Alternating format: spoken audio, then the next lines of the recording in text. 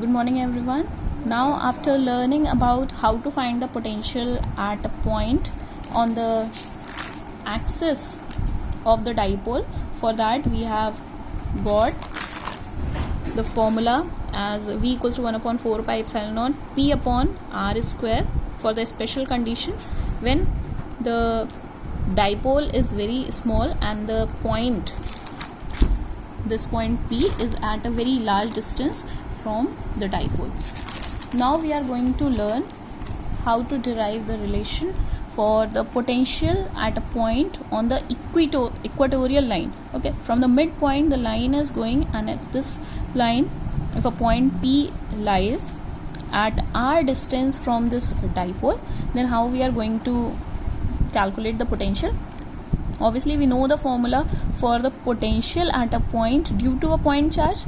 ये एक पूरा सिस्टम ऑफ चार्ज दे रखा है, two charges, a plus and minus charge, that forms a dipole. Okay, from the mid point the length is L, that means total length is 2L for this dipole. One positive, one negative charge, and the dipole direction will be from negative to positive. This much you know already about electric dipole. Okay, now at r distance for the point P, we will consider each of the charge one by one. The potential at point P due to this positive charge, okay, that will be given by formula 1 upon 4 pi epsilon naught, the source charge, divided by the distance between the charge and the point. Okay, so that distance will be B to P, therefore we have written BP.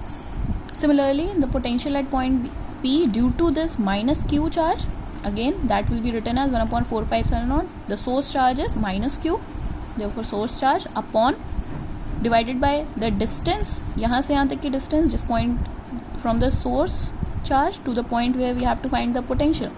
ये value हम लिख सकते हैं A to P, that is AP. As we know that potential is a scalar quantity, we can directly add all the values. Okay, two charges were there, two potentials, एक इसकी वजह से यहाँ पर और एक इस वाले charge की वजह से at the point P. So the resultant potential will be given as the sum of both the potentials due to both the point charges.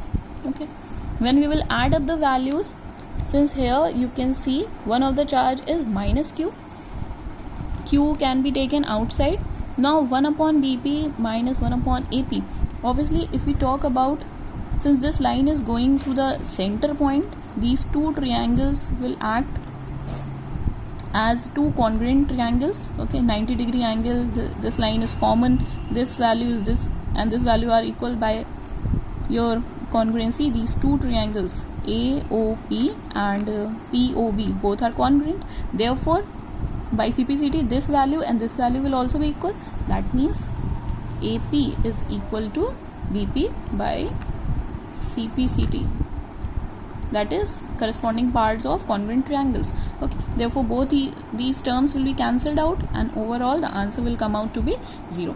So from this whole derivation what we are understanding that for any point, अब ये point कहीं यहाँ पे लाई करे, यहाँ पे लाई करे और या इससे कहीं दूर पे भी लाई करे, still because of both these separate charges, if we write the values of potential, add up all the values, we will get the answer, the total potential at the point P due to this dipole, due to the system of charges, answer will be 0.